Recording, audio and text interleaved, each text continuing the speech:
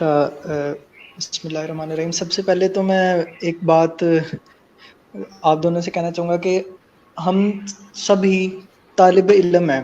ہم میں سے کوئی بھی مفکر نہیں ہے، ٹھیک ہے. ہم میں سے کسی نے بھی علامہ اقبال کے اوپر پی ایچ ڈی نہیں کی ہوئی، ٹھیک ہے. ہم اپنی کم عقلوں ایک کلیئرنس میرے خیال میں پر، ضروری تھی، بڑی ضروری تھی، ہاں، ویسے شروع میں دینی چاہیے. ہم اپنی کم عقلی کی بنا پر اقبال کی شاعری کو جو ہے وہ سمجھنے کی کوشش کرتے ہیں، اقبال کو سمجھنے کی کوشش کرتے ہیں. تو میرے نزدیک نا اس کے نا میں جس چیز پہ عمل کرنے کی کوشش کر رہا ہوں نا آج کل، وہ یہ ہے کہ یا تو آپ خود اس بندے کو سیکھ لو، یا کسی ایسے بندے سے اس چیز کو پڑھ لو جس بندے نے اس کو سیکھا ہو پراپر، ٹھیک ہے. جس طرح قرآن سے ریلیٹڈ اور دین سے ریلیٹڈ کرتے ہیں بات، ٹھیک ہے. کہ ایک تو طریقہ کار یہ ہے کہ آپ قرآن خود پڑھو، ٹھیک ہے. دوسرا طریقہ کار یہ ہے کہ آپ کسی ایسے شخص سے پڑھو کہ جو عربی جانتا ہو. بہت ڈفرنس آئے گا آپ کے اردو ترجمہ پڑھنے میں اور کسی ایسے شخص سے قرآن پڑھنے میں کہ جو عربی سے آپ کو بتائے گا کہ عربی میں فاعل کیا ہے، مفعول کیا ہے، اسم کیا ہے، حرف کیا ہے. ٹھیک. تو میں تو اس چیز پہ عمل کرتا ہوں، اور میری جتنا میں نے اقبال کو سمجھنے کی کوشش کیا نا، وہ ایک دو بندوں کو میں ریفر کرنا یہاں پہ بہت ضروری سمجھتا ہوں. ایک تو ڈاکٹر اسرار احمد، اور دوسرا جو ہے وہ اوریا مقبول جان صاحب، ٹھیک ہے. خود بھی پڑھنے کی کوشش. اچھا تعالیٰ میرے خیال میں کنیکشن پرابلم ہو گیا، وہ مس ہو گیا. تو آگے علامہ اقبال کی ایک نظم ہے پیام. وہ کہتے ہیں کہ عشق نے کر دیا تجھے ذوق تپش سے آشنا. عشق کا بڑا خاص مخصوص مفہوم ہے علامہ اقبال کے نزدیک. وہ کہتے ہیں کہ عشق نے کر دیا تجھے ذوق تپش سے آشنا، بزم کو مثل شمع بزم حاصل سوز و ساز دے. شان کرم پہ ہے مدار عشق گرہ کشائے کا، دیر و حرم کی قید کیا جس کو وہ بے نیاز دے. صورت شمع نور کی ملتی نہیں قبا اسے، جس کو خدا نہ دہر میں گرے آئے جاں گداز دے. پیرے مغاں فرنگ کی مے کا نشاط ہے اثر، پیرے مغاں فرنگ کی مے کا نشاط ہے اثر. اس میں وہ کیف غم نہیں مجھ کو تو خانہ ساز دے. اس میں وہ کیف غم نہیں مجھ کو تو خانہ ساز دے. تجھ کو خبر نہیں ہے کیا بزم کہن بدل گئی. تجھ کو خبر نہیں، مطلب یہ کوشچن کر رہے ہیں کہ تجھ کو خبر نہیں ہے کیا بزم کہن بدل گئی.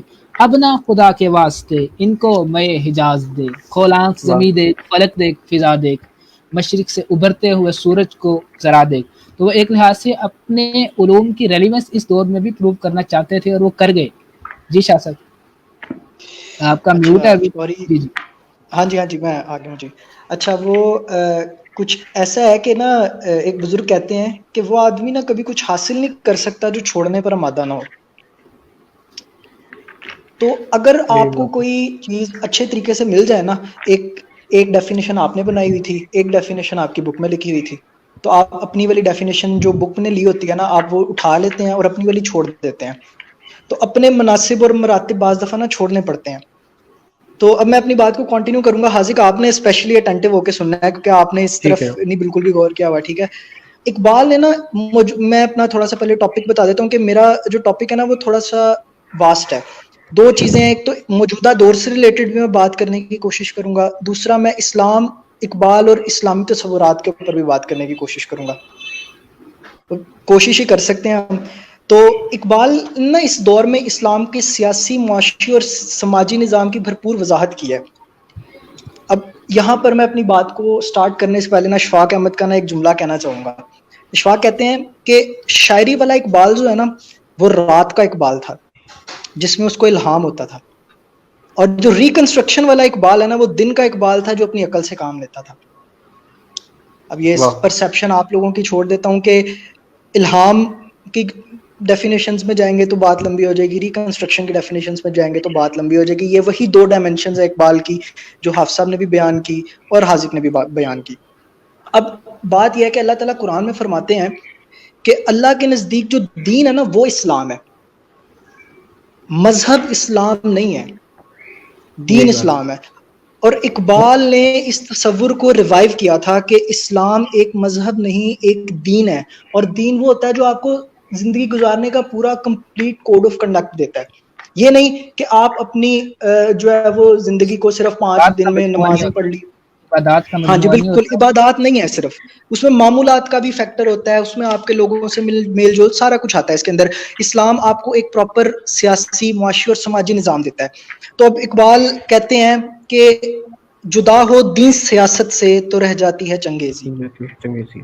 ٹھیک ہے, اگر تو آپ اسلام کو مذہب سمجھ رہے ہیں نا, اس کو دین نہیں سمجھ رہے, تو پہلے پوائنٹ پہ آپ کو اپنے آپ کو تصحیح کرنی پڑے گی کہ یار اسلام کو تو میں نے سمجھا ہی نہیں ہے, اسلام ایک مذہب نہیں ہے, اسلام ایک دین ہے.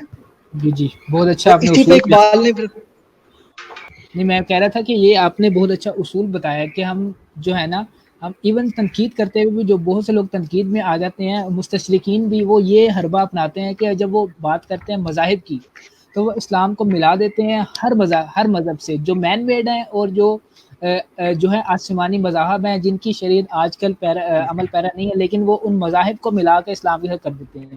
جبکہ اسلام کی کلیئر ڈسکریمنیشن ہے کہ کمپلیٹ کوڈ آف کنڈکٹ ہے, اس کو اللہ تعالیٰ نے دین کہا ہے, ان الدین عند اللہ الاسلام, اور اسلام ہی اللہ کے اسلام بالکل. نزدیک.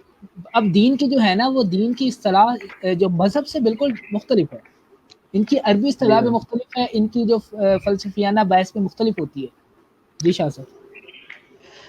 تو اقبال نے جب یہ شعر کہا کہ جدا ہو دین سیاست سے تو رہ جاتی ہے چنگیزی, اگر اس شعر کو اپنی موجودہ زندگی میں اپلائی کریں تو میرے خیال میں یہ مصرع کافی حد تک ہمیں نظر آئے گا کہ ٹھیک ہے. اور پھر اقبال نے دوبارہ کہا کہ ملا کو جو ہے ہند میں سجدے کی اجازت, سجدے کی جائے, ملا کو جو ہے ہند میں سجدے کی اجازت, ناداں یہ سمجھتا ہے کہ اسلام ہے آزاد. اسلام یہاں آزاد. پر اقبال نے یہ ایک ٹپیکل تھنکنگ کو جو ہے نا وہ پورٹری کیا ہے کہ ہم اسلام کو صرف جو ہے نا سجدے تک محدود کر دیا. ہم نے اسلام کو ایک مذہب بنا دیا کہ جی ٹھیک ہے, اللہ تعالیٰ مسجد میں بیٹھے ہوئے ہیں, ہم نے جانا ہے 5 دفعہ, وہ بھی اگر کوئی جائے تو, یہاں پر یہ بھی بات سمجھنے والی ہے, ہم نے جانا ہے 5 دفعہ سجدے اللہ کے منہ پہ مار کے آنے ہیں, مجھے معاف کیجیے گا, لیکن بات ایسی ہوتی ہے کہ ہم مار کے آتے ہیں کہ لو جی یہ ہم نے سجدہ کر دیا, یہ ہماری نماز ادا ہو گئی.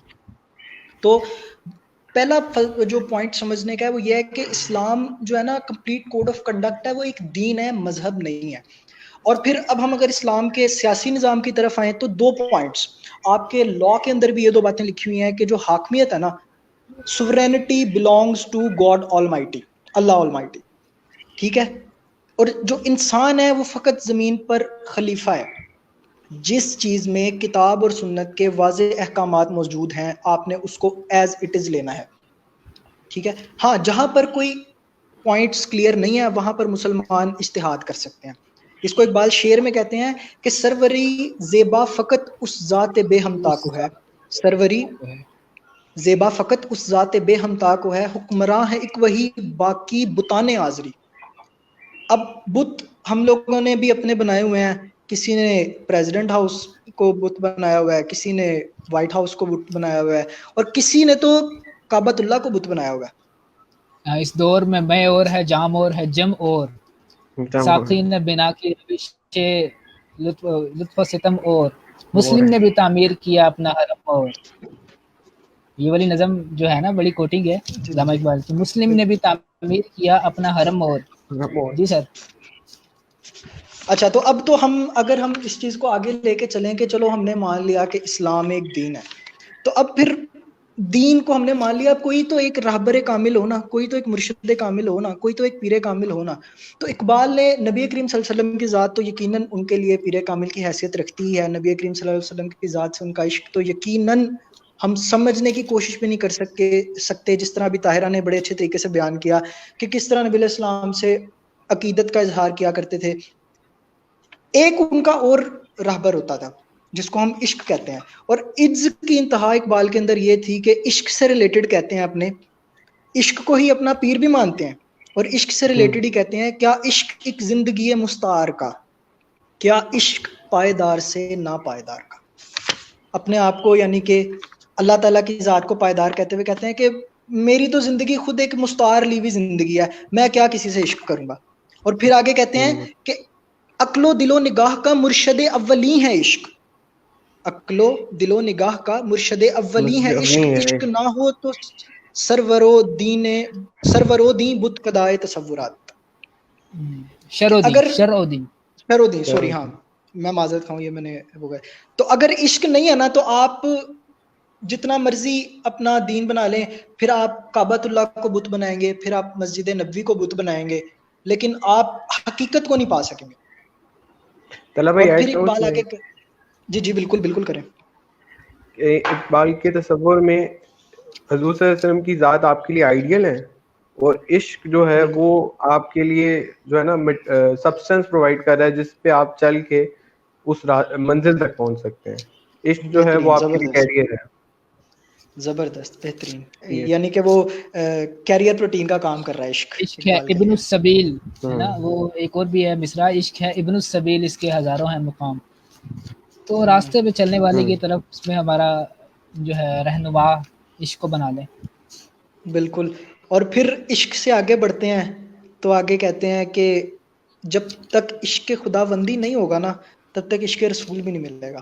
اور اس کو اقبال اپنی ایک بڑی مشہور جو ان کا کلام ہے لوح بھی تو قلم بھی تو تیرا وجود الکتاب, اس میں کہتے ہیں کہ شوق تیرا اگر نہ ہو میری نماز کا امام. نبی علیہ السلام سے کہتے ہیں کہ شوق تیرا اگر نہ ہو میری نماز کا امام, میرا قیام بھی حجاب, میرا سجود بھی حجاب. اب میرے خیال میں تو یہ مطلب اینڈ ہے, اس کے بعد تو کوئی بات رہ ہی نہیں جاتی. بالکل کہ نبی کریم صلی اللہ علیہ وسلم فرماتے ہیں کہ نماز میری آنکھوں کی ٹھنڈک ہے, اور اقبال نے جن کی آنکھوں کی ٹھنڈک نماز ہے ان کے عشق کو اور ان کے شوق کو اپنا امام بنایا ہے. بالکل. تو اللہ تعالیٰ ہمیں بھی وہ والی نماز پڑھنے کی توفیق عطا فرما دیں. اور اس کے بعد میں اقبال کی طاہرہ نے جو بات کی تھی اسی کو کنٹینیو کروں گا. پاس سے پائد کرت با اقوام مشرق میں اقبال نے جو محبت کا دعویٰ کیا ہے میں نے پچھلی دفعہ بھی بیان کیا تھا, اس دفعہ پھر کر دوں آپ سب اگر اجازت ہے تو. جی بالکل کریں. تو اقبال کہتے ہیں گر دلم آئینہ بے جوہر است, اللہ کے نبی سے مخاطب ہو کے کہتے ہیں کہ یا رسول اللہ, اگر یہ میری نا آل ٹائم فیوریٹ ہے, میں اس کو میرا بس نہیں چلتا ہے, میں اس کو ہر جگہ پہ کوٹ کرتا ہوں. ایسے ہی ہے یار, یہ ہے کمال.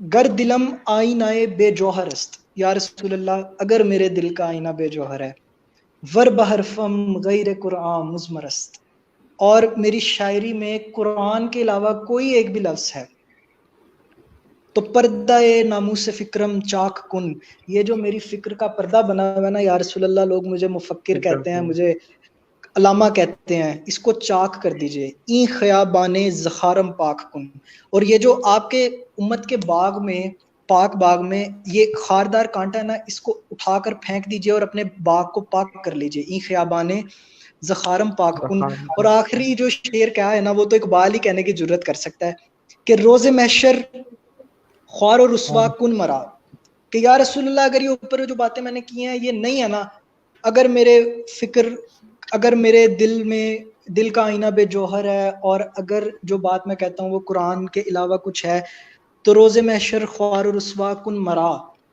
کہ مجھے قیامت کے دن خوار و رسوا کر دیجیے گا. بے نصیب اس بوسائے پاک کن مرا, اور روز محشر مجھے اپنے قدم کے بوسے سے بھی محروم کر دیجیے گا. اتنا بڑا دعویٰ اقبال ہی کر سکتا ہے. اگر کوئی بندہ عشق کو نہ سمجھتا ہو تو وہ اتنا بڑا دعویٰ نہیں کر سکتا, میں آپ یہ دعویٰ نہیں کر سکتے. اور اپنی بات کو کنکلیوڈ کروں گا اپنے اوپر. میں یہ شعر کہتا ہوں کہ میں جانتا ہوں جماعت کا حشر کیا ہوگا, میں جانتا ہوں جماعت کا حشر کیا ہوگا, مسائل نظری میں الجھ گیا ہے خطیب. جزاک اللہ, بہت شکریہ یار. مسائل نظری میں الجھ گیا ہے خطیب. بلکہ اقبال کا شروع سے یہ نوحہ رہا ہے کہ ہم اجتماعی نظام کو نہیں اپنا رہے, ہم انفرادی معاملات کی طرف زیادہ توجہ دیتے ہیں. وہ بے حیثیت ہمارے جو ہے خطبہ ہے, یا ہمارا سیاسی نظام ہے, ہمارا سماجی نظام ہے, ہمارا معاشرتی نظام ہے, ہر نظام. تو میرے خیال میں ماشاءاللہ بڑی اچھی تھی. میں ڈسکس